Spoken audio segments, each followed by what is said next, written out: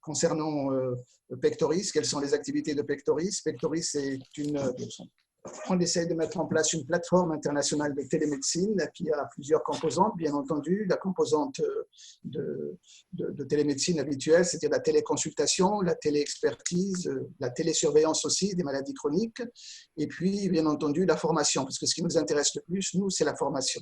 Et Pectoris a une ambition aussi de développer la recherche aussi sur le plan aussi bien des marqueurs cardiologiques que sur le plan du digital. Voilà. Pectoris appuie sur la loi du 501 qui s'appelle les territoires du cœur et qui a déjà fait beaucoup de manifestations. La dernière manifestation très importante qu'on avait organisée, c'était à l'avènement justement de la télémédecine et des big data. C'était au Sénat en 1996.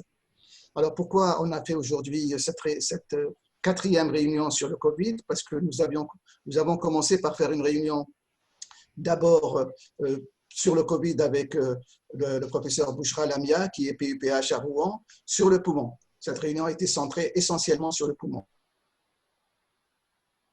Puis on s'est aperçu que le Covid donnait aussi, bien entendu, des problèmes avec la coagulation. C'est pour ça qu'on a fait une session sur la coagulation, qui était d'ailleurs animée par le professeur Ismaël El Alami, qui est là actuellement. Et puis nous nous sommes intéressés au cerveau, parce qu'on s'est aperçu aussi qu'on avait des problèmes avec le cerveau, avec le Covid, non seulement des problèmes de thrombose, mais des problèmes aussi avec les microthrombie, et on ne sait pas ce que ça va devenir, ces microthrombie, dans le devenir du patient atteint de Covid.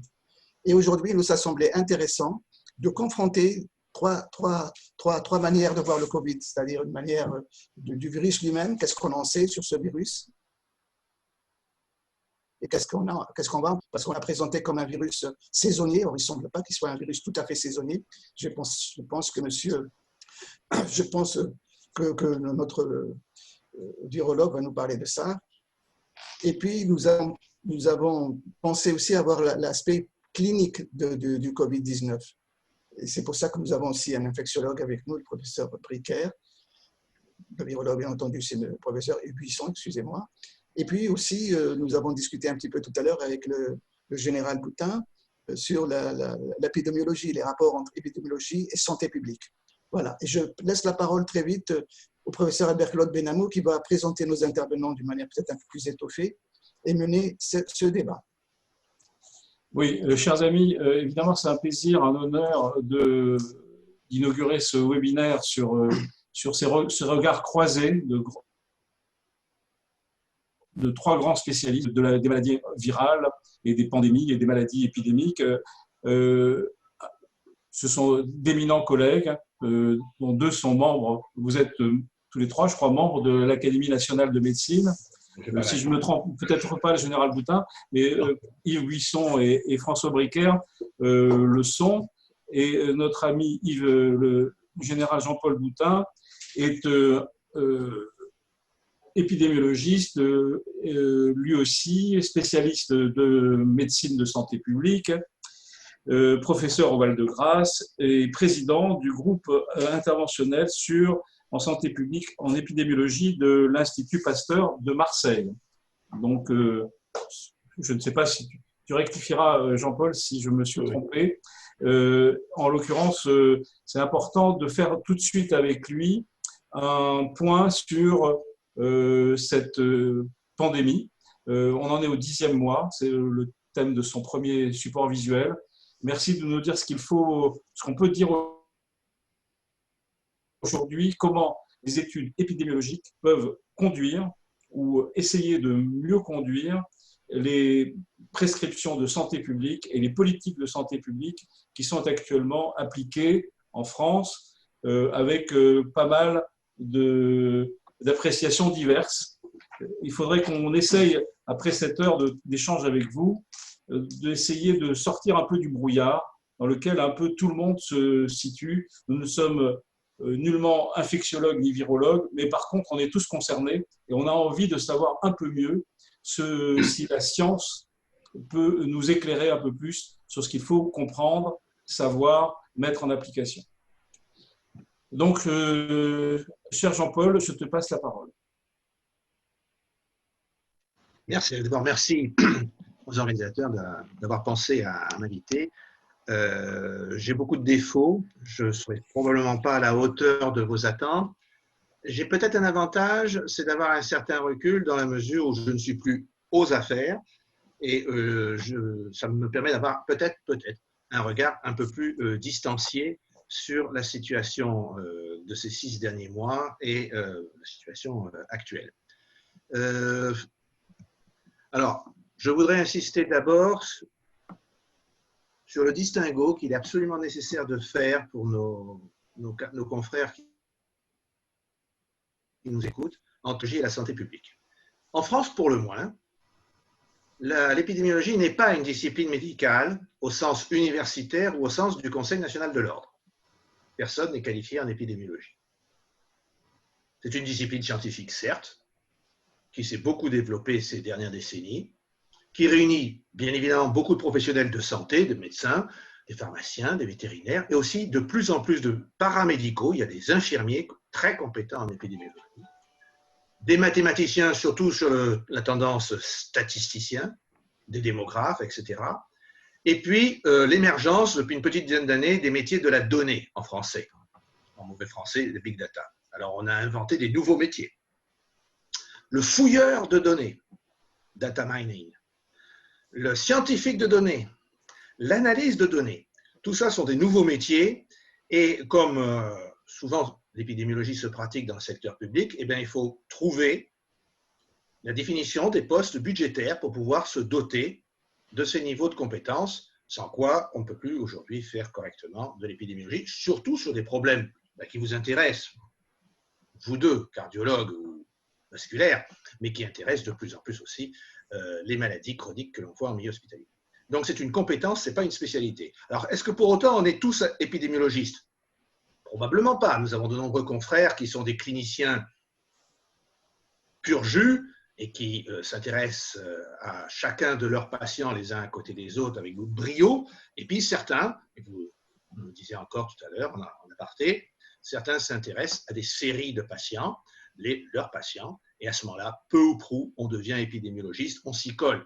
J'ai eu l'honneur de servir sous les ordres d'Yves Buisson, j'ai été en commission avec François Bricaire, je peux témoigner que Yves Buisson, le virologue, est un épidémiologiste, que François Bricaire, l'infectiologue, est un épidémiologiste, et moi-même, donc pour ma part, en fait, ma spécialité, c'est santé publique et médecine sociale. Peut-être l'originalité de la santé publique et médecine sociale, c'est que là, l'épidémiologie est inévitable, on est obligé d'en faire. Donc, c'est une discipline dans laquelle on cherche à observer, analyser, comprendre ce qui se passe dans la santé d'une population afin de proposer des actions. Mais ce n'est pas nous qui avons les moyens ni le pouvoir de mettre en œuvre l'action. Et là, on va glisser dans le politique. Ce n'est plus le travail de l'épidémiologiste. La population, comprenez-la au sens large du mot. Bien sûr, ça peut être une entreprise, une école, un groupe. Alors, une école, c'est généralement une unité de temps et de lieu.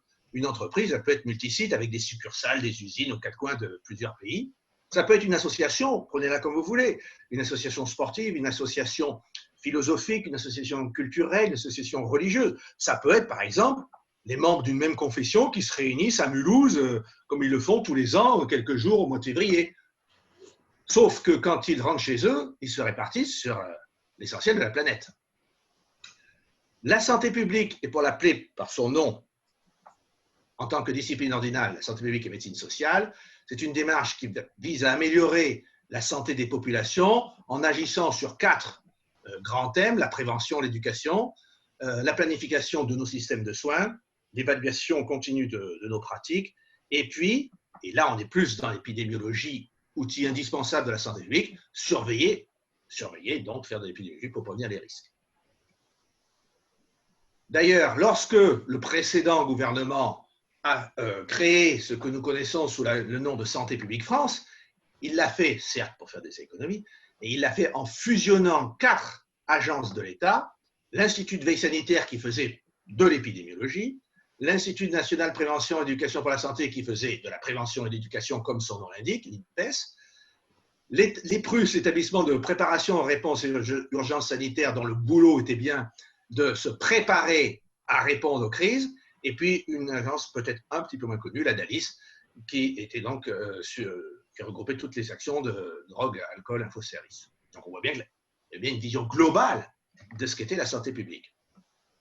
Alors, depuis 6 mois, 9 si on s'intéresse aux origines asiatiques, 6 pour l'Europe, est-ce que l'épidémiologie a progressé?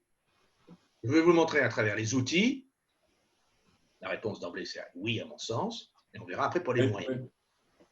Les outils, la veille sanitaire, ça n'est pas de la surveillance épidémiologique. La veille sanitaire, c'est se préoccuper de ce qui se passe autour de nous, y compris, et je dirais même surtout, en dehors du monde de la santé humaine. Par contre, c'est la santé animale, entre autres. Eh bien, on a déjà au moins un progrès. Je pense que ça fait sourire Yves.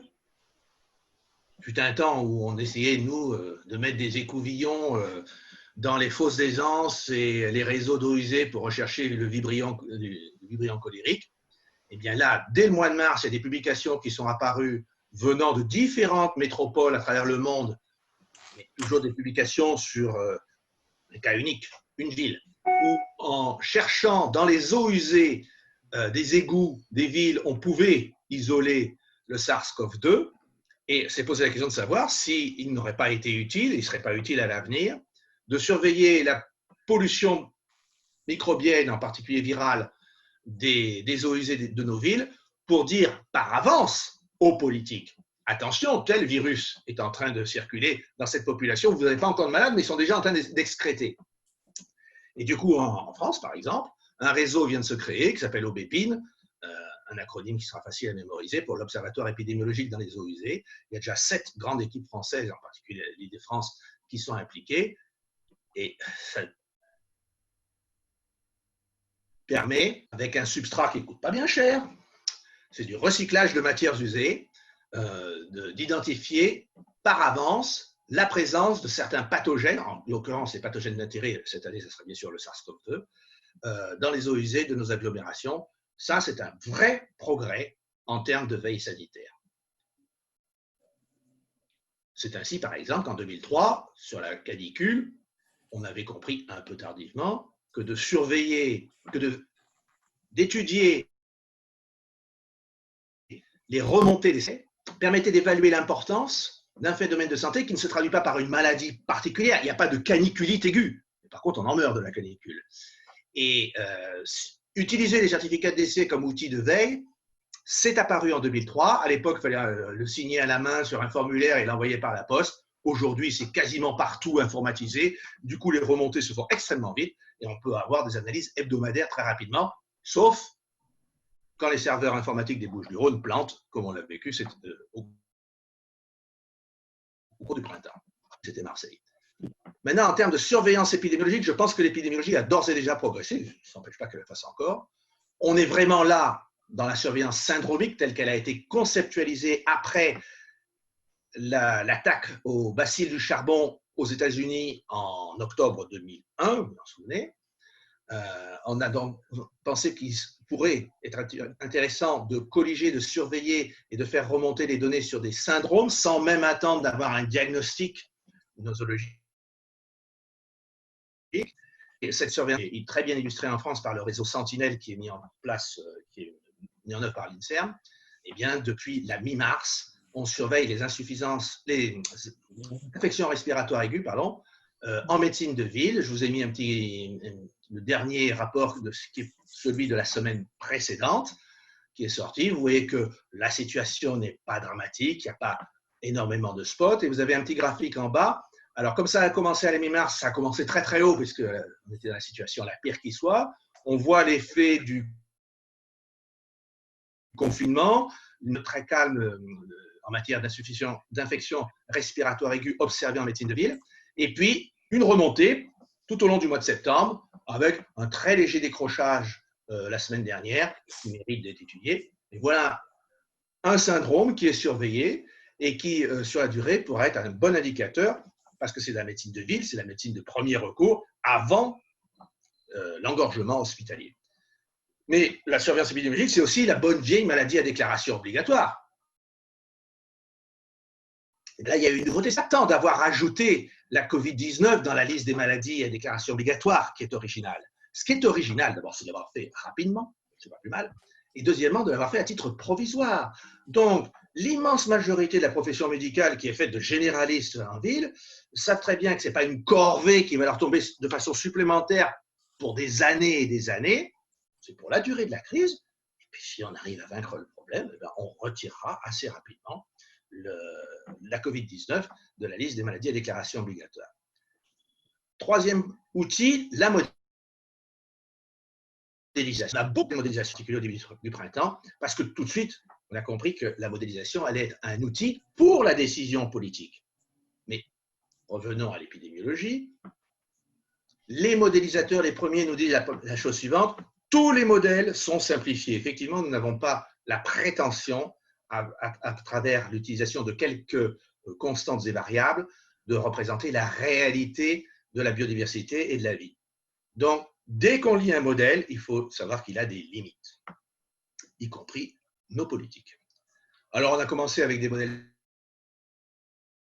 très simples. SI, Abe infecté et retiré. Retiré, ça veut dire les gens qui sont sortis du modèle aussi bien parce qu'ils sont décédés ou parce qu'ils sont guéris. Puis on a compliqué un peu le modèle avec le E. E, c'est des sujets exposés. Puis après, on a pu faire des stratifications, structurations par âge, par lieu géographique, etc.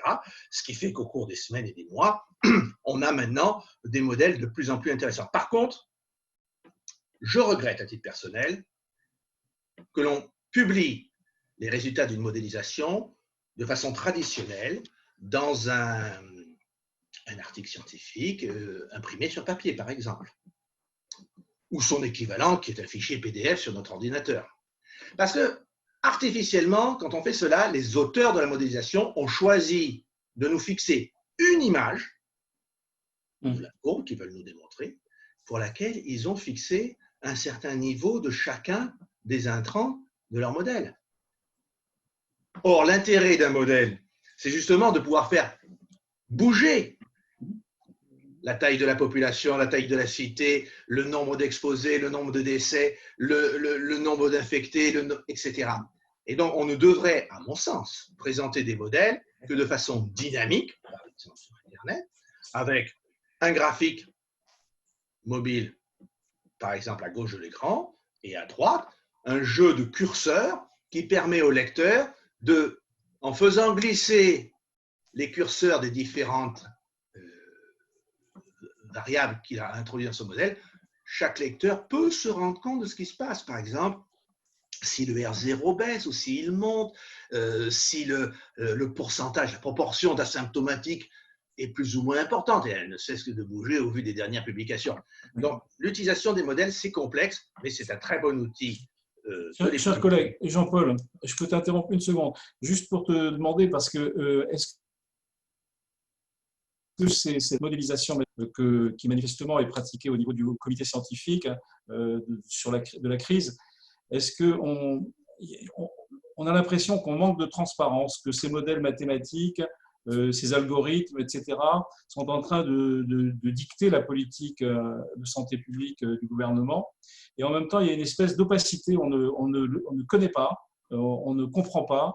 Et ce que tu dis d'ailleurs éclaire un peu la difficulté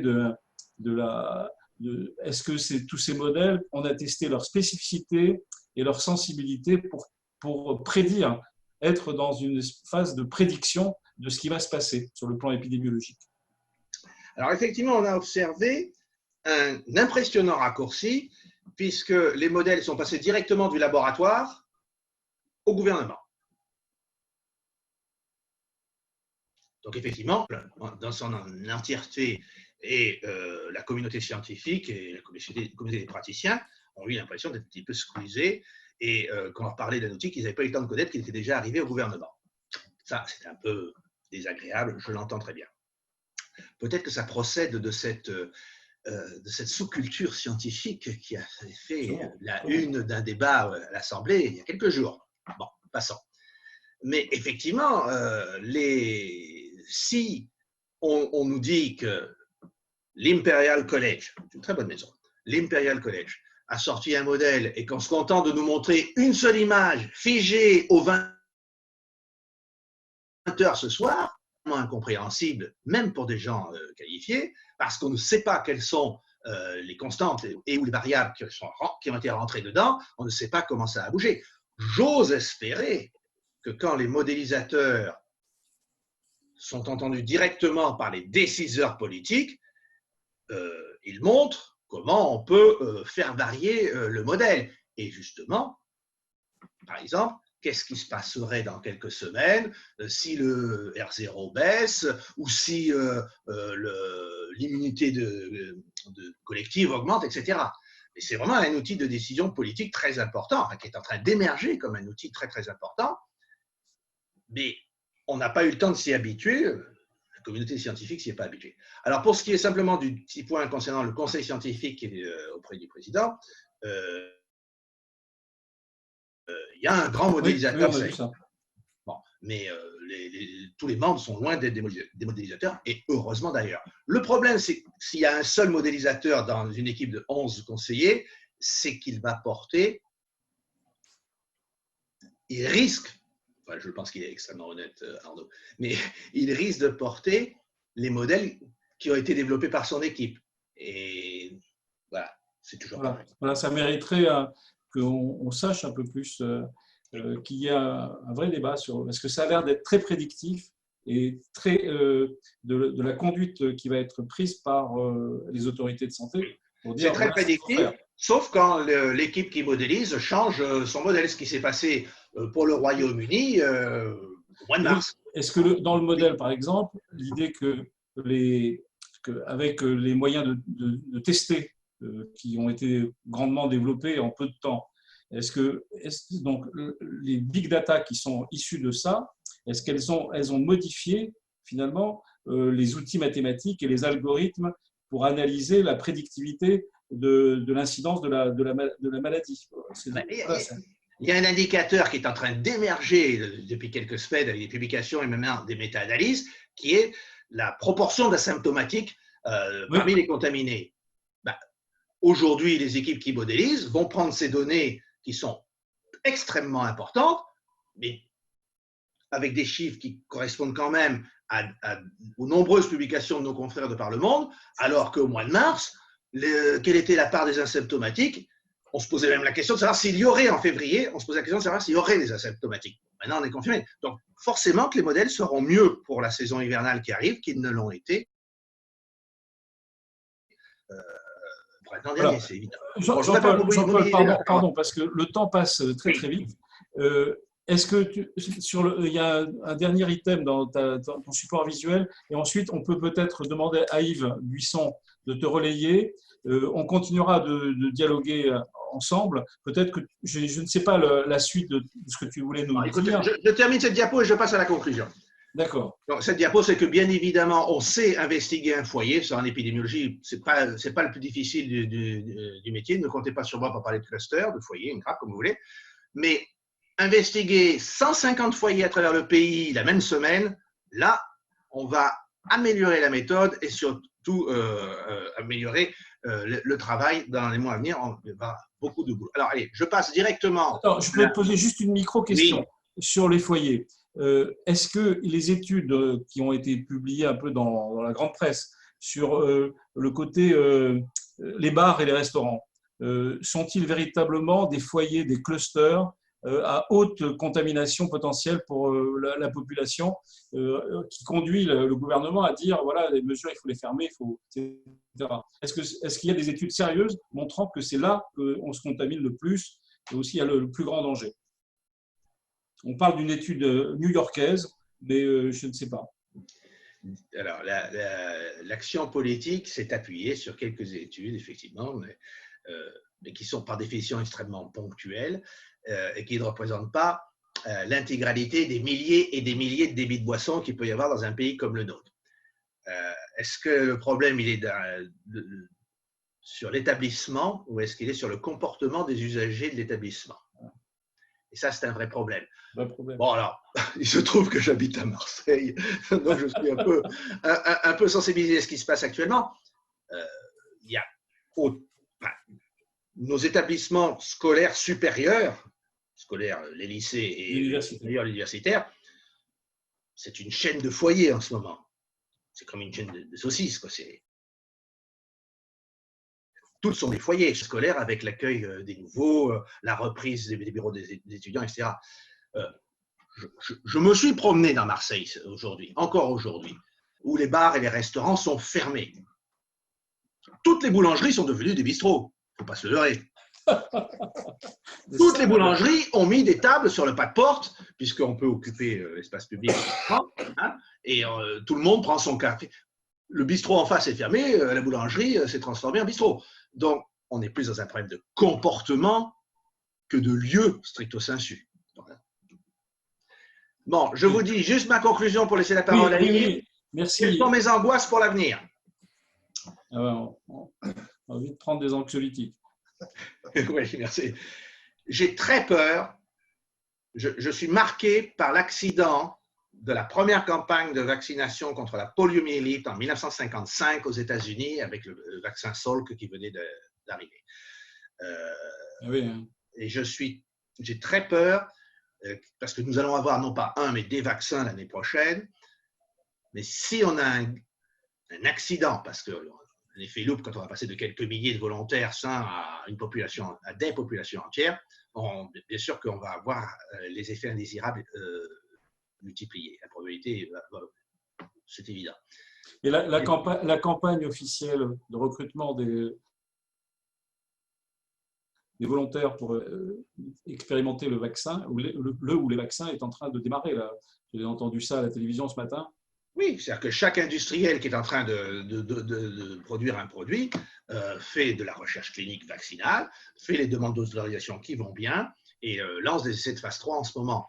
Mais si on a un gros clash avec l'un des vaccins, et comme il va y en avoir une centaine, si on a un gros clash avec l'un des vaccins dans les premiers mois de la campagne de vaccination, alors même que les thérapeutiques seront possibles, très peur de ça, ça me fait beaucoup de soucis. Deuxièmement, il en parlera, il y a des mutations virales. Oui, on sait que on va poser la question à Yves. Ce mois d'octobre n'est pas le virus du mois de mars. Malheureusement, on pourrait avoir des mutations plus pathogènes. J'ai peur du conflit social lié à la situation épidémiologique. Et puis, égoïstement, j'ai un petit peu peur de la dégradation de l'image des épidémiologistes. Merci. Merci Jean-Paul, c'était vraiment passionnant. Alors on passe tout de suite à... Mais on reste ensemble, on va essayer quand même de continuer la communauté de partage. Yves Buisson, le professeur Yves Buisson, qui est membre également de l'Académie nationale de médecine, ça je ne me trompe pas, et qui est épidémiologiste également, donc, mais également virologue, infectiologue, et donc il connaît bien ce sujet, on l'a entendu beaucoup à la télévision. Il a toute autorité pour nous dire comment aujourd'hui ce virus est-il, on le connaît mieux, est-ce qu'il a changé, est-ce qu'il est moins dangereux, est-ce qu'il va se réveiller, est-ce qu'il est que très difficile que nous nous posons tous, et merci de nous éclairer. Merci beaucoup pour votre invitation. Je vais essayer d'aller assez rapidement pour laisser de la place quand même à François Bricaire. Donc, les coronavirus, donc c'est des virus qu'on connaît déjà depuis longtemps. C'est des virus à ARN. Vous avez le schéma du coronavirus. C'est des virus enveloppés, ça c'est important, l'enveloppe, parce que c'est l'enveloppe qui vient de la cellule que le virus a emmené avec la cellule qui l'a infecté. Et puis surtout, ce qui est intéressant, ce sont ces protéines de pointe qui sont branchées dans l'enveloppe et qui ont un rôle très important pour l'infectiosité, puisque ces protéines, ces spicules qui forment cette couronne, d'où le nom coronavirus, qu'on voit très bien en microscopie électronique. C'est ces spicules qui vont s'accrocher à la cellule hôte et qui vont permettre la fusion du virus avec la membrane cellulaire et permettre son entrée dans la cellule. Il y a beaucoup de coronavirus, ils sont très largement répartis dans le monde vivant. Il y a 4 grands genres, donc alpha, bêta, delta et gamma coronavirus, qui infectent un grand nombre d'espèces animales. Et les espèces qui se sont spécialisées dans l'infection humaine appartiennent à 2 genres. Le genre alpha coronavirus, où on a 2 coronavirus qui infectent l'homme et qui sont peu pathogènes, et des bêta-virus, donc il y en a ici 2 qui sont peu pathogènes, et puis 2 autres, là, cette diapo avait été faite avant l'arrivée de la Covid-19. Donc, si on regarde, ces coronavirus donc, viennent du monde animal, ces coronavirus qui infectent l'homme. La plupart étaient connus pour donner et sont toujours connus pour donner des rhumes, hein, des infections bénignes, rhinopharyngées de l'enfant, qui sont parmi les plus fréquentes, hein, qui sont saisonnières. Et puis sont arrivés à partir de 2003 des coronavirus également issus du monde animal, mais ceux-ci issus à l'origine des chauves-souris, qui sont des réservoirs de virus émergents considérables dans toutes les espèces virales. Alors on a eu le SARS, on se souvient donc, qui est apparu en 2002 et qui s'est assez bien, mais pas très bien adapté à l'homme, ce qui fait qu'il a raté sa pandémie. Et cette pandémie, c'est au mois de fin juillet 2003. Ensuite, le MERS, qui est apparu en 2010, qui lui était également un coronavirus qui s'est humanisé avec un autre intermédiaire qui est le dromadaire, mais qui était très pathogène, puisqu'avec un taux de létalité de 10%, par contre, il était peu transmissible, heureusement, et il est resté cantonné, il n'a pas disparu, lui, il est resté cantonné dans le Moyen-Orient. Et puis le SARS-CoV-2 qui est apparu donc à la fin 2019, donc responsable de la Covid-19. Donc voilà, les rongeurs, ce n'est pas très intéressant, ils ont donné des coronavirus humains, mais encore une fois, d'infections rhinopharyngées bénignes. Ce qui nous retiendra donc, c'est de parler des coronavirus hautement pathogènes. Alors vous avez ici les génomes de ces trois virus, le MERS en bas, le SARS de 2003 au milieu et le SARS-CoV-2 en haut. Ce qu'il faut retenir, c'est que une grande partie code des protéines non structurales et en particulier l'enzyme qui est la polymérase, l'ARN polymérase, qui est extrêmement importante dans ce genre viral. Et puis vous avez la partie du génome qui code les protéines de structure, le spicule, cette fameuse protéine S qu'on a vue, qui est très importante donc dans la réplication du virus chez son hôte, les protéines d'enveloppe de membrane, de nucléocapsides, voilà, tout cela, je passe rapidement. Donc, au départ, il y a eu un franchissement d'espèces. Alors, on a comparé les coronavirus qui sont par leur séquençage, hein, et on voit que chez celui qui s'appelle RATG13, qui est un coronavirus de chauve-souris, eh bien, c'est celui qui ressemble le plus au coronavirus SARS-CoV-2, puisqu'il a 96,3% d'homologie, ce qui est très, très, très proche. Il est plus près du coronavirus SARS-CoV-2 que du coronavirus du pangolin. Mais le pangolin a une certaine homologie au virus SARS-CoV-2. Donc, il est probable qu'il y a eu une recombinaison génétique entre le coronavirus de la chauve-souris et celui du pangolin. Celui du pangolin ayant plus d'homologie au niveau de la pellicule. Donc, il était plus facile à humaniser. Le recombinant, venant du pangolin, était plus facile à humaniser que celui venant de la chauve-souris. Mais on ne sait pas, on ne sait toujours pas où s'est produite cette recombinaison. Est-ce qu'elle a eu lieu parmi les chauves-souris, parmi les pangolins? C'est partie d'histoire en tout cas, on a récupéré un recombinant qui était parfaitement adapté à l'homme, tellement bien adapté qu'il est 10 à 20 fois plus contagieux que ne l'était le SARS-CoV-1 de 2003, et cela parce qu'il a une affinité pour son récepteur, qui est l'enzyme de conversion de l'angiotensine 2, l'ACE2, et cette affinité est beaucoup plus importante qu'elle ne l'est chez le SARS-CoV de 2003. Alors, ce récepteur, on le trouve bien sûr parmi les cellules du poumon, le site de type 1, les macrophages alvéolaires, mais également parmi les cellules endothéliales, ce qui explique un peu la physiopathologie de la Covid-19. Donc voilà, pardon Yves, ça intéresse peut-être les cardiologues qui sont là, les vasculaires, parce que l'enzyme de conversion de l'angiotensine 2, ça, ils connaissent bien. Est-ce qu'il y a un lien avec l'hypertension liée à la Covid. Il y a sûrement un lien, ça a été évoqué rapidement, justement rapidement, je veux dire assez tôt, puisqu'on s'est rendu compte que l'hypertension artérielle était un facteur de risque très important pour développer des formes graves de l'infection. Et on pense que cela a un lien justement avec le fait que de cette affinité du virus pour ce récepteur ACE2.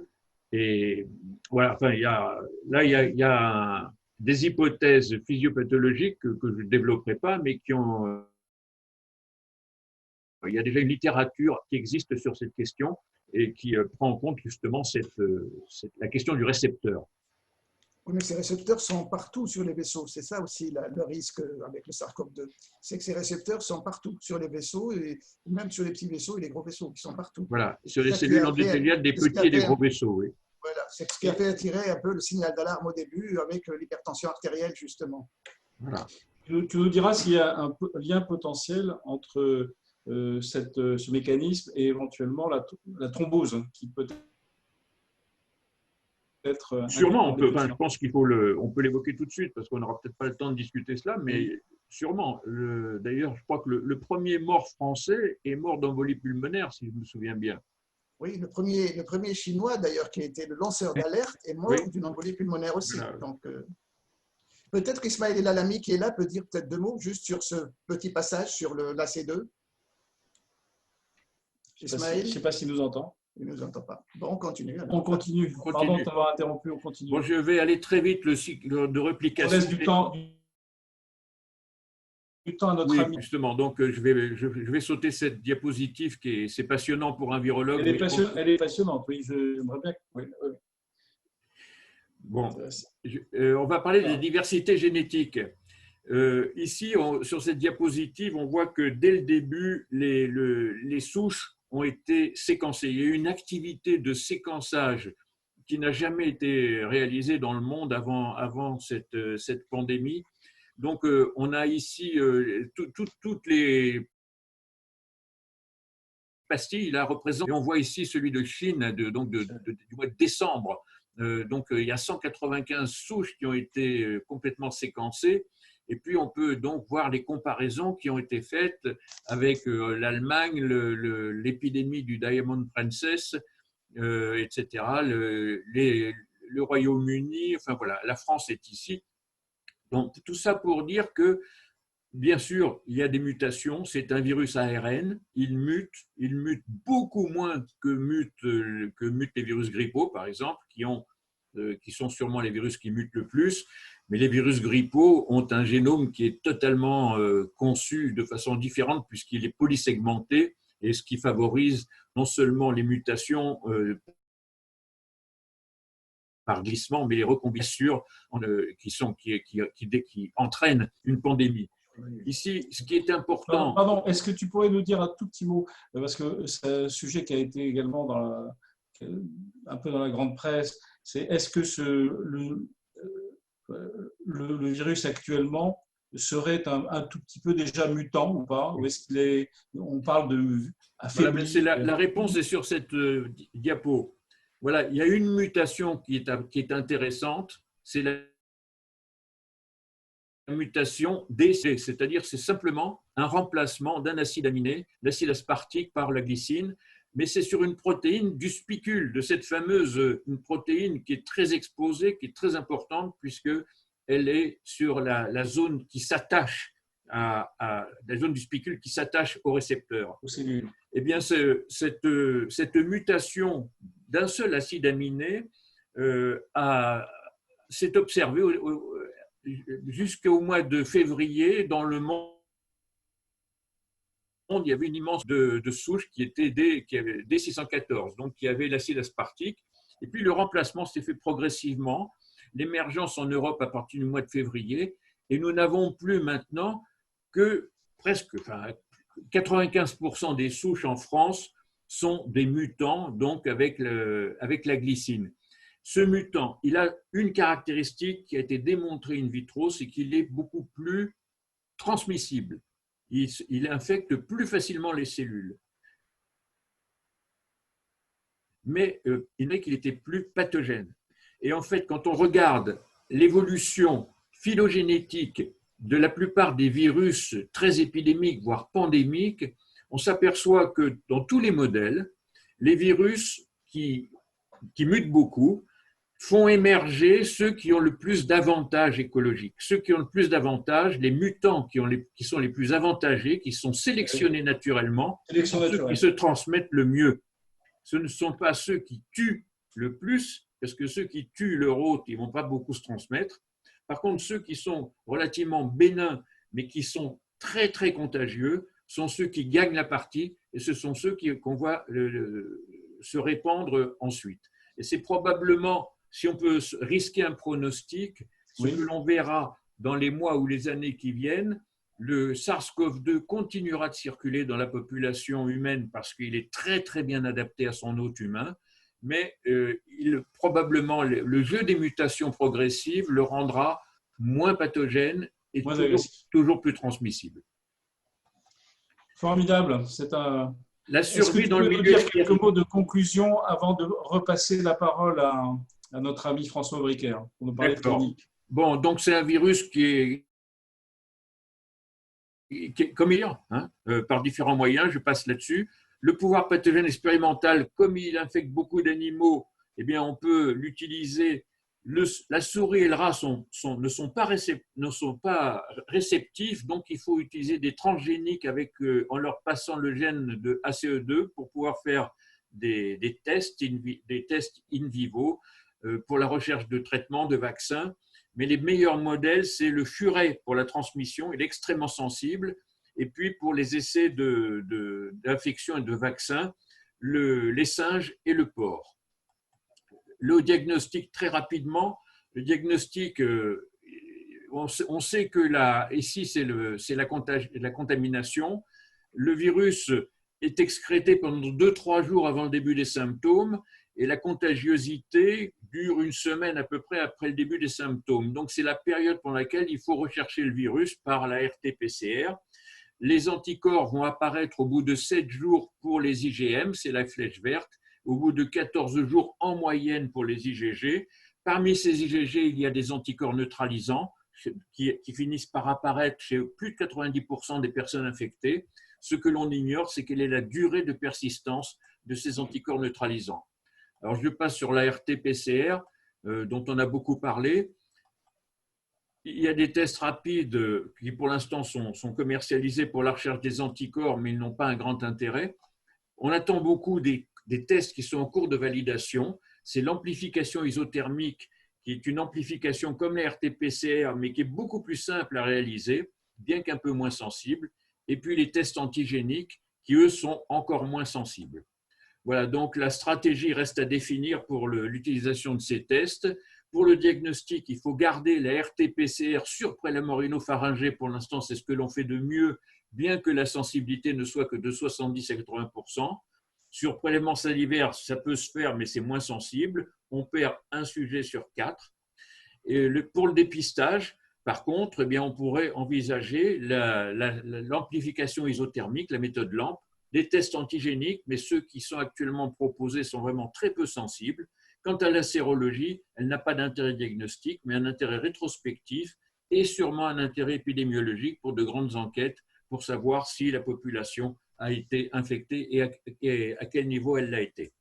Voilà, j'en ai terminé. Oui, on aurait 1000 questions à te poser, certainement, tous, mais merci. En tous les cas, on a déjà un bagage de connaissances vraiment très précises sur ce sujet. Merci 1000 fois. À nous de voir dans quelle mesure avec ce que nous pouvons faire face à nos patients. Et c'est la question qu'on pose à François Bricaire, qu'on présente bien sûr comme membre de l'Académie nationale de médecine, infectiologue, patron du service de maladies infectieuses et tropicales de la Pitié-Salpêtrière pendant très longtemps. Merci François de reprendre un peu la main sur les aspects cliniques, l'évolution de la pathologie telle qu'elle est aujourd'hui, les risques de passage en réanimation et les traitements éventuels dont on peut disposer aujourd'hui. Merci beaucoup. Je vais essayer de répondre à tout ça relativement rapidement, si on veut quand même un temps de questions. Je voudrais commencer par souligner un point qui a déjà été évoqué, c'est que les asymptomatiques sont très certainement extrêmement nombreux et qu'ils collaborent à la contagiosité. Ça, bon, c'est hors les manifestations cliniques, mais je pense que c'est important à rappeler. La deuxième chose, c'est que dans la symptomatologie, ce sont les formes bénignes qui sont de très loin les plus fréquentes. On les estime aux alentours de 80%, et je pense qu'il est important de le souligner dans cette atmosphère où on essaie de nous terroriser avec cette infection à Covid et où les autorités et surtout les médias exploitent ce qui tourne autour de la sévérité et ne souligne pas assez l'importance des formes bénignes. Alors évidemment, il y a des formes graves et des formes sévères, j'en dirais bien sûr pas mal, c'est sûr, et en insistant sur le fait que cette infection d'un point de vue mortalité a une mortalité faible, que cette mortalité est estimée aux alentours de 0,8% et que la tendance actuelle dans cette deuxième partie, ou je sais pas, de cette réémergence actuelle est plutôt d'aller vers une baisse encore de cette mortalité. Un mot peut-être pour dire que c'est habituel en maladie infectieuse, mais ça s'exprime davantage encore là. Il y a davantage d'hommes qui sont concernés que de femmes et que les enfants, eux, ne sont pas atteints ou très peu, sont peu porteurs et en tout cas très peu transmetteurs et qu'ils sont en général peu symptomatiques. Alors, si on prend schématiquement les formes bénignes, rappelons que l'incubation, c'est globalement 3 à 5 jours, que ça peut être parfois un peu plus, de l'ordre d'une semaine, exceptionnellement davantage.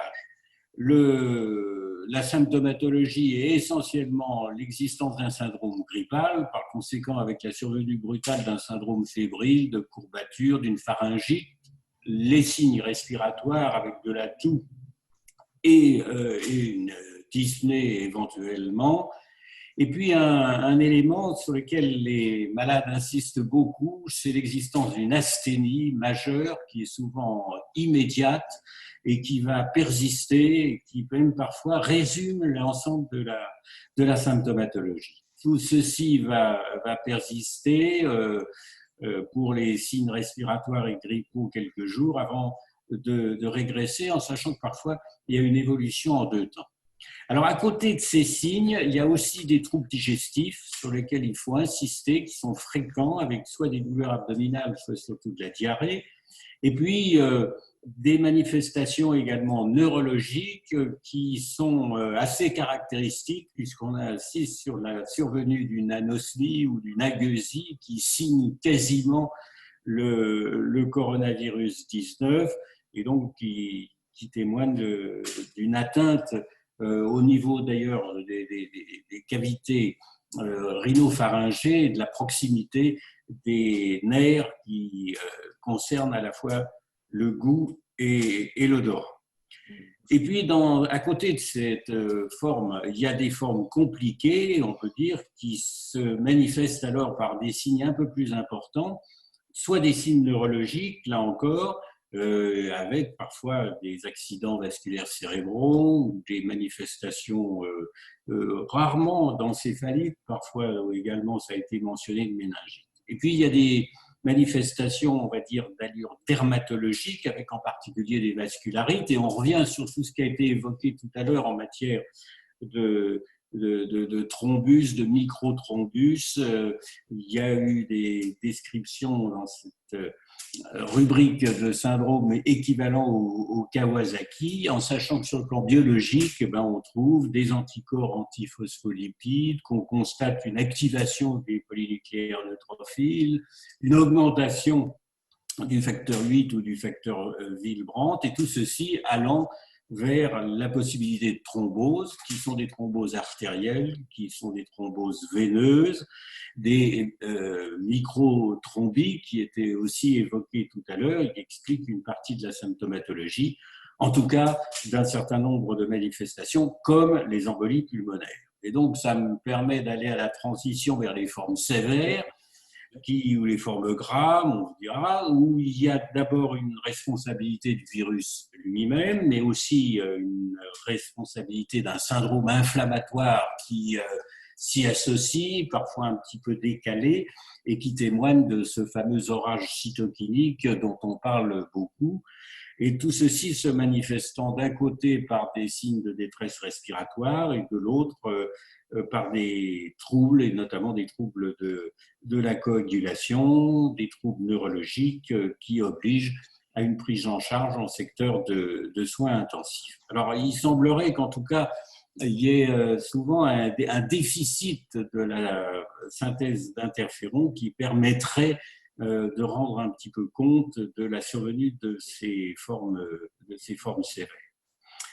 Alors, d'un point de vue évolutif aussi, quelques mots. Premièrement, il y a des manifestations séquelaires qui sont constatées, dont on ne sait pas encore tout, qu'on essaie d'analyser un petit peu dans le temps, avec en particulier des troubles respiratoires qui sont parfois mieux objectivés par un scanner thoracique, des difficultés respiratoires et des manifestations d'allure fibrosique qui peuvent évoluer favorablement, mais pour certaines d'entre elles qui peuvent peut-être laisser des séquelles. De même, dans ces séquelles, bien sûr, il peut y avoir tout ce qui est suite aux accidents neurologiques, aux accidents vasculaires en particulier.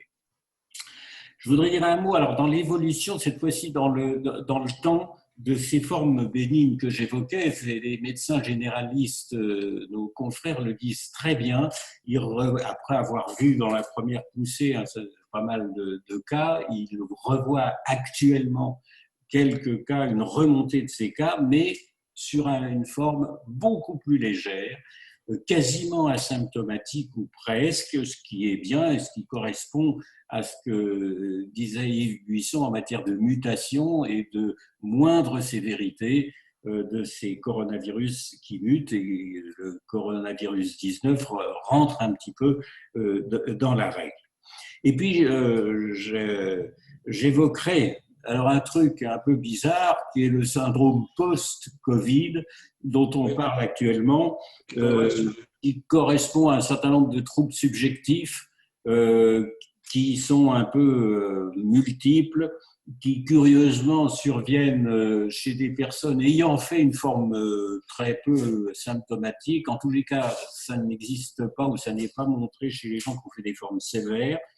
C'est plus fréquent chez les femmes que chez les hommes et on ne sait pas très bien à quoi ça correspond ni quelle en est exactement l'évolution.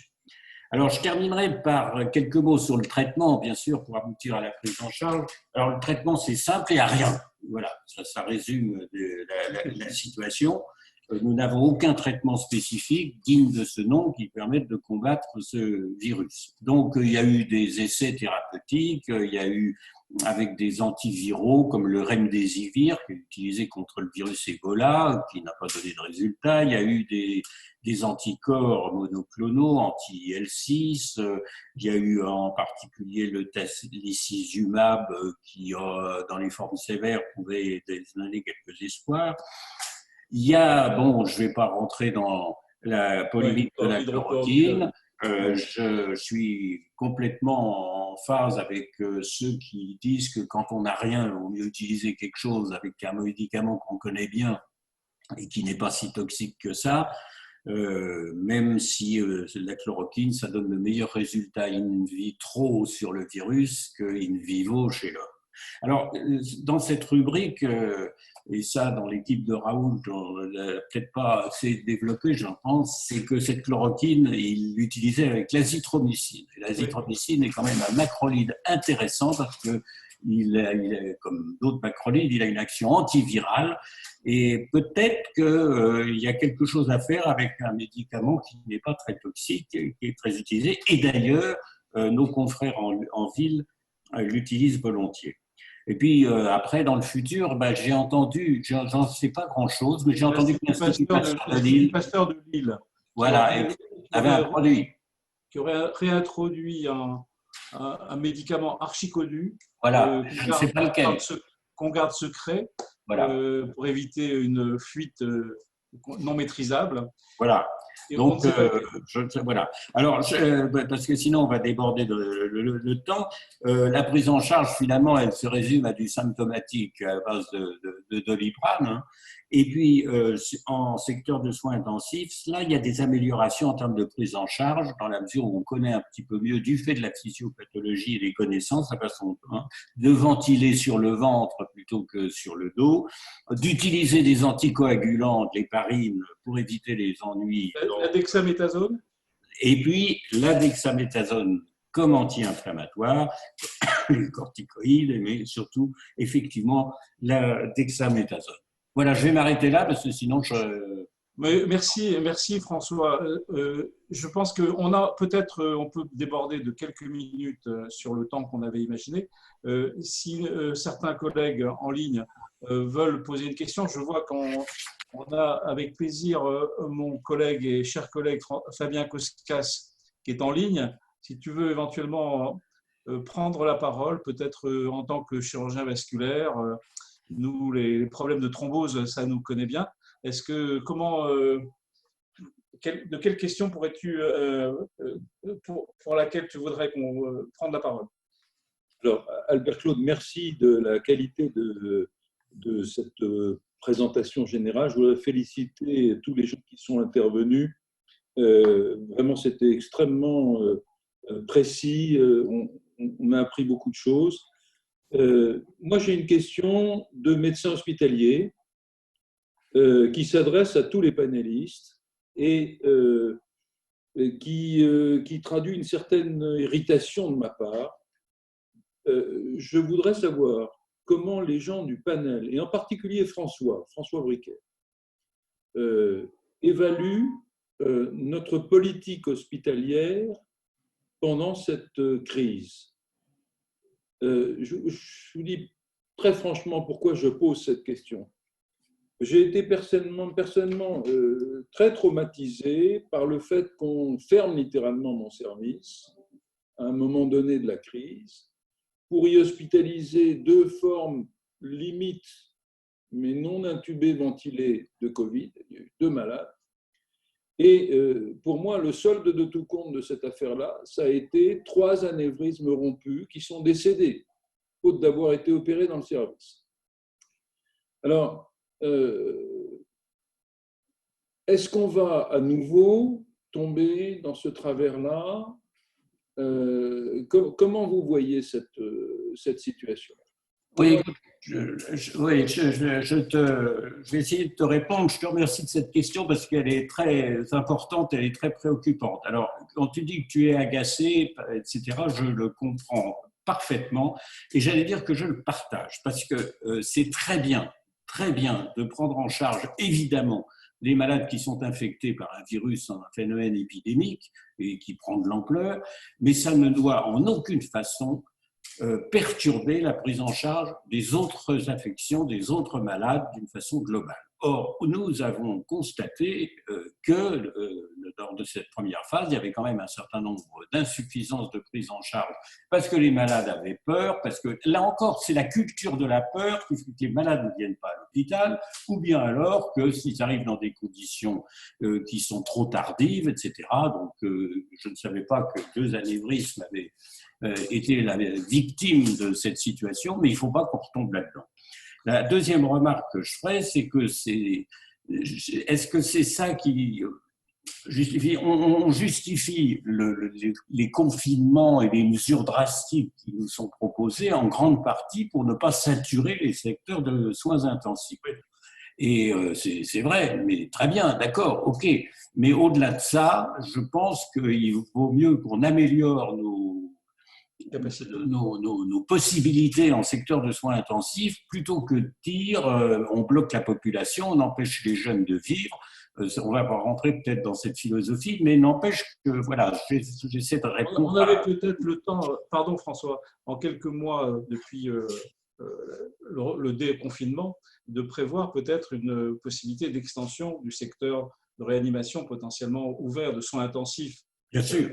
Le potentiel, par exemple, à Marseille, quand on se dit mais pourquoi ils sont déjà quasiment bloqués au point de devoir annuler des patients qui sont programmés pour des interventions chirurgicales. Hier, à l'Académie de chirurgie, un collègue transplanteur de rénal nous a dit que 400 greffons qui étaient utilisables n'ont pas pu être greffés. Oui.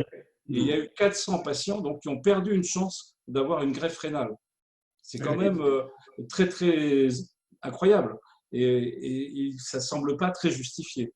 Non, non, c'est pas, à mon avis, c'est pas admissible et il y aura nécessité à la fin de faire des comptes entre les pathologies qui n'auront pas été prises en charge, les détections, regarde les détections de cancer, etc., les prises en charge qui en suivent, les interdits qui ont été formulés aux chirurgiens pour opérer, etc. Tout ceci, sans compter les problèmes psychiatriques. Il y a une augmentation du nombre de problèmes psychiatriques actuellement, conséquence de tout ce qui est vécu autour du Covid, qui est un peu préoccupant. Alors, je retiens aussi peut-être une autre incidente. Tu as dit tout à l'heure sur la population jeune et les mesures qui ont été prises sur la fermeture des écoles et la réouverture des écoles, avec peut-être des arguments qui n'étaient pas totalement rationnels, puisque finalement, ce que tu dis, ce que l'épidémiologie montre, c'est qu'en fait, les jeunes sont assez peu contaminants, et donc le risque social de refermer les écoles semble impensable. On ne peut pas par rapport à la balance bénéfice-risque, semblerait complètement folle, en défaveur, bien sûr, de la refermeture des écoles. Ce qu'a dit Jean-Paul sur les universités, les clusters universitaires, c'est peut-être plus le comportement de ces jeunes qui sont des adultes déjà, qui devraient être revus. Pourquoi est-ce qu'on a permis des rêves parties incroyables alors que on pouvait parfaitement les interdire? Et peut-être ça a joué dans la réémergence du risque viral. Je suis d'accord, mais je pense que c'est peut-être, je vais laisser la parole à Jean-Paul, hein, parce que je ne vais pas monopoliser. Non, c'est parfait. On essaye de faire un échange réel entre nous, c'est très intéressant. Merci. Alors là, vous êtes en train d'aborder un aspect de santé publique qui n'est plus d'épidémiologie, hein, qui est quels sont les outils pour lutter contre ce phénomène, de la thérapeutique, etc. Un des outils, c'est l'éducation des masses.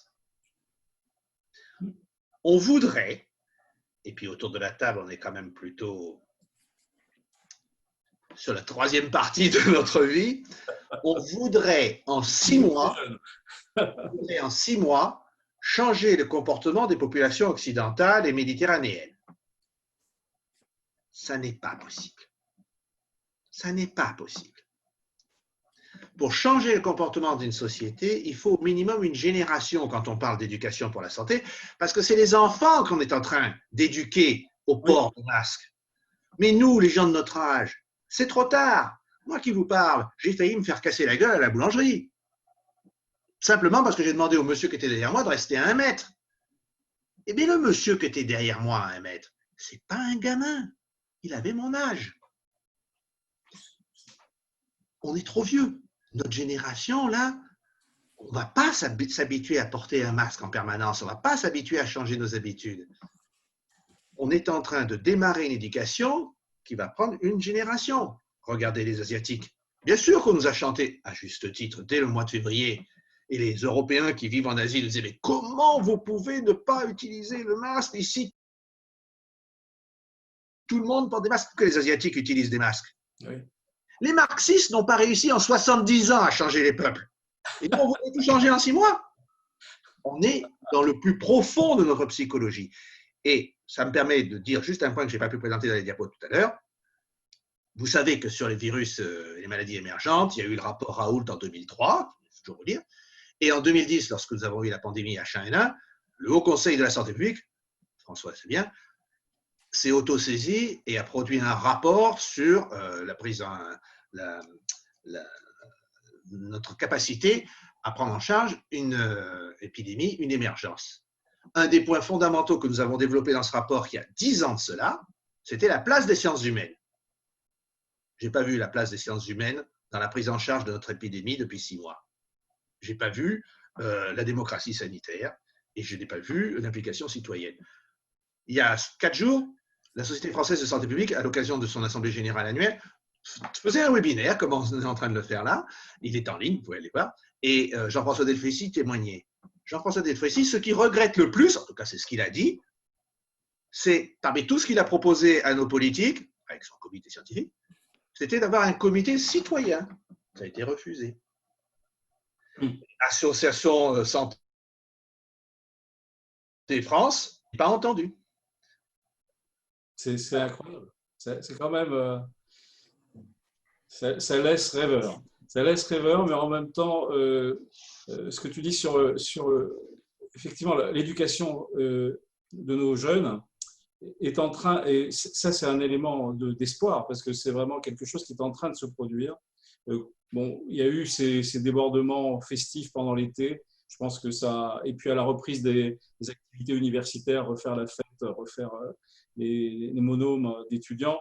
Bon, malheureusement, il y a eu quelques imprudences, mais je pense que globalement, le risque au niveau de la reprise de l'activité en milieu scolaire ou en milieu universitaire ne peut pas conduire à imaginer un reconfinement de ces secteurs-là. C'est impensable. Il va falloir que l'on accepte la deuxième vague, appelez-la comme vous voulez. Il faut que nous l'acceptions, que nous la combattions, mais que nous l'acceptions, sinon le pays va être à genoux, et pas seulement notre pays. Ceci dit, on a quand même eu de la chance avec nos jeunes. Hein. On n'a pas de Covid party en France. C'est vrai. Aux États-Unis, ça a été quand même le grand jeu cet été. Quand dans une bande de jeunes, il y en avait un qui était contaminé, on faisait une soirée autour de lui et il y a eu des gros dégâts. On n'a pas eu ça. Je crois que c'est bien, c'est peut-être terminer cet échange sur ces remarques qui sont de nature de comportement social, de notre acceptation finalement, de combattre les faits, la réalité, et se mettre en mesure de faire face. Je crois que ça, c'est quelque chose qui est encore… la population progressivement est en train de l'accepter. Mais en même temps, on parlait de Marseille. Hier soir, j'étais dans un restaurant parisien. Le restaurateur m'a dit c'est probablement le dernier soir pendant lequel on va pouvoir vous servir. Et il est possible que demain, des annonces de ce type de fermeture des bars et des restaurants sur Paris et d'autres grandes villes françaises vont être annoncées. Donc, est-ce qu'on a… On a encore un gros chemin d'acculturation de notre population sur les problématiques pandémiques qui sont quand même très graves, très compliquées. Le doute sur les compétences, d'une part des instances scientifiques, des grandes instances internationales comme l'OMS, comme les instances gouvernementales qui sont au contact d'une équipe scientifique qui a l'air d'être de renom, mais dont on peut mettre parfois en doute la justice et la justesse des recommandations. Voilà, on reste encore quand même dans une phase difficile et d'incertitude. Il faudra probablement qu'on se redonne rendez-vous dans quelques mois, peut-être dans 2 mois, pour essayer de refaire un point et voir comment les choses ont bougé. Quand on a vu quand même, ce qui est intéressant, l'intervention de François Briquer, c'est que tout ce qui est fait actuellement en matière de prise en charge thérapeutique à l'hôpital, ça a quand même beaucoup bougé en quelques mois, avec des améliorations considérables. Ce que tu as dit en matière d'amélioration du système épidémiologique dont on se sert, avec la place de l'intelligence artificielle, etc., c'est quelque chose qui est quand même extraordinairement réconfortant. On se dit que ça a bougé dans nos têtes. Et quand on voit ce que nous a raconté Yves Buisson sur la connaissance du virus, là où que moi, je crois qu'on a appris beaucoup plus que pendant de nombreuses années sur la connaissance de ce type de virus. Voilà, je n'ai pas parlé de vaccin, ça pourrait être l'objet de la prochaine réunion. Le vaccin ou le nouveau traitement de l'Institut Pasteur de Lille, on attend avec impatience parce qu'ils ont l'air d'avoir fait des promesses d'effectivité dans 6 mois. Donc, c'est formidable. Oui, attendons. Un petit mot à chacun de conclusion, peut-être. François, puisque tu as la parole, vas-y, dis-nous. Écoute, oui, moi, c'est un petit peu mon leitmotiv. On vit une période d'incertitude avec une évolution de l'épidémie dont on ne sait pas très bien ce qu'elle sera exactement, mais j'aime bien remettre en situation le fait que c'est quand même un virus qui n'est pas aussi agressif.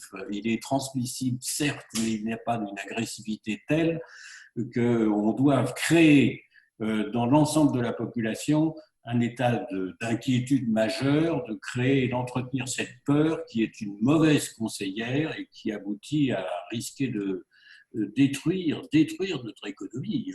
Et donc, il faut qu'on vive, il faut laisser les gens vivre en maintenant les mesures barrières pour éviter au maximum la transmission. Merci. Yves, un petit mot de conclusion? Oui, un petit mot sur un point précis. On a vu une grosse bêtise se faire devant nos yeux, c'était au mois de juillet, lorsque il a été décidé d'ouvrir largement le dépistage sans ordonnance, gratuit, à tout le monde, ce qui a complètement foutu en l'air la stratégie de diagnostic et de dépistage. Il fait les deux stratégies qui sont mélangées, mais on ne pouvait plus diagnostiquer à temps les gens et la stratégie tracée isolée tombait par terre du même coup. Donc là, il faudra du temps pour remonter une stratégie efficace. On est en train de travailler là-dessus avec les collègues virologistes et s'occupant de diagnostic pour proposer vraiment une stratégie efficace. Parce que là, on est mal. Ça ne sert plus à rien de faire la queue pour se faire triturer les narines. Donc, ça ne sert par à ailleurs, rien. il y a les nouveaux tests dont j'ai parlé, mais pour l'instant, ils ont des résultats qui sont assez médiocres. Mais je pense que parmi eux, il y en a quelques-uns qu'on peut déjà utiliser. Mais il faudrait que le gouvernement lève les autorisations pour qu'on puisse les utiliser, ne serait-ce que pour du dépistage grande échelle dans les écoles, les universités, les entreprises. Et là, je crois qu'on pourrait quand même soulager tout ce travail qui est fait autour de la PCR et qui rend la PCR malheureusement non productive. Oui, juste un tout petit mot pour commenter ce que tu viens de dire. Quand on sait que quand on se fait faire un test PCR et qu'il faut attendre 4 ou 5 jours pour avoir le résultat, et qu'on sait que la période de contamination potentielle exigerait qu'on s'isole au moins pendant 7 jours, et donc on va s'isoler peut-être d'une manière inutile, ou alors ne pas s'isoler, et donc on aura fait un test pour rien, et on sera contaminant. Et donc, alors il y a peut-être des messages pédagogiques pour la population, pour leur dire arrêtez de faire la queue pour rien. Oui, tout à fait. Il faudrait que ce soit plus clair quand même. On attend ça. Peut-être que notre ami Jean-Paul peut-être commenter cette dernière, ce petit paragraphe et peut-être nous dire un mot de conclusion de sa part également. Oui, justement, mais à travers la question qu'a posée le professeur Koskas, à travers, il parlait de la politique hospitalière, comment les hôpitaux se mobilisent, à travers le propos de Yves à l'instant, concernant la stratégie d'utilisation des moyens de diagnostic, on voit bien que là, on est passé de l'épidémiologie à la santé publique, aux stratégies de santé publique. Alors, puisque vous venez d'en critiquer deux, non sans bonne raison, je vais moi en critiquer une troisième, si vous me permettez, pour finir, qui est notre stratégie, notre politique de recherche clinique. Nous sommes prisonniers d'un carcan législatif qui rend quasiment impossible de se mobiliser dans ces situations tout à fait exceptionnelles, heureusement, que sont les urgences sanitaires. J'ai personnellement vécu l'épidémie de chikungunya à La Réunion en 2006. J'étais le conseiller santé du préfet de région. Au passage d'ailleurs, qui, vous savez, me proposait d'utiliser la chloroquine. Oui, ça s'appelle le repositionnement. C'est une stratégie. Mais on a voulu, en 2006, faire des essais de recherche clinique, bien sûr, pour traiter les malades. Malgré les simplifications qui nous ont été données à l'époque, quand on a pu démarrer les essais de recherche clinique, il n'y avait plus d'épidémie. Et c'est exactement ce qu'on vient encore de vivre. Quand les Discovery, Recovery et autres essais cliniques ont enfin pu démarrer, le pic de l'épidémie était passé. Alors, je ne suis pas là pour critiquer la méthodologie, Mais le carcan législatif devrait pouvoir être assoupli en situation d'urgence sanitaire. Et là, la loi avait été votée disant que nous étions en urgence sanitaire pour assouplir les procédures qui permettent de démarrer les essais de recherche clinique. C'est dommage de faire de la recherche quand il n'y a plus de malades. Est-ce qu'il est, pour terminer sur cet aspect, est-ce qu'il était normal, je ne sais pas, entre guillemets, hein, d'arrêter les essais sur l'hydrochloroquinone qui ont été entrepris et interrompus quand Lancet a sorti son fake paper? Parce qu'on reste malgré tout un doute, parce que les études véritablement sérieuses n'ont pas été menées à leur terme. Alors qu'il y avait des... Au moment où sort le fake Lancet, il n'y a plus beaucoup de malades. Surtout qu'on ne recrute dans les essais cliniques que des malades hospitalisés. Et on ne pouvait pas recruter des malades de ville puisqu'ils n'avaient pas accès au diagnostic. Il fallait quand même d'abord faire le diagnostic avant de savoir qui on mettrait dans les bras. J'aimerais bien avoir l'opinion de Yves. Mon opinion est très réservée sur l'hydroxychloroquine. Je l'ai fait savoir très tôt. On partage, hein, on partage. Oui. Simplement, et je pense que le politique a pris... qu'on a le droit de se poser. Le politique a pris prétexte de l'article du Lancet pour prendre une décision qui était déjà à prendre. Malheureusement, c'était le mauvais argument parce que c'était un article pourri et tout le monde s'est fait avoir. Au début, moi-même, je l'ai lu de très loin, j'ai lu que le résumé. Je me suis dit, wow, là, la cause est entendue. C'est vrai, comme on fait confiance au Lancet et puis comment savoir en première lecture d'où venaient les données. C'est vraiment une analyse plus approfondie qui a permis de savoir que c'était un article foireux, comme cela a été qualifié. Mais par ailleurs, il y a eu quand même une convergence d'études qui ont montré l'inefficacité de l'hydroxychloroquine à tous les stades de la maladie et même en préventif, pré- ou post-exposition. Je crois que pour moi, la cause est entendue depuis longtemps. La cause est entendue, c'est clair. Non, là au moins c'est un point de certitude sur lequel on peut conclure ce soir. On est tous d'accord, je pense, sur le fait que ce médicament, malheureusement, n'a pas tenu ses promesses. À moi de vous remercier 1000 fois pour votre très sympathique participation, très efficace, très éclairante. Merci à tous. Merci à Pectoris et à l'Association des territoires du cœur de nous réunis ce soir. Merci à tous. À bientôt. Au revoir. Merci, au revoir.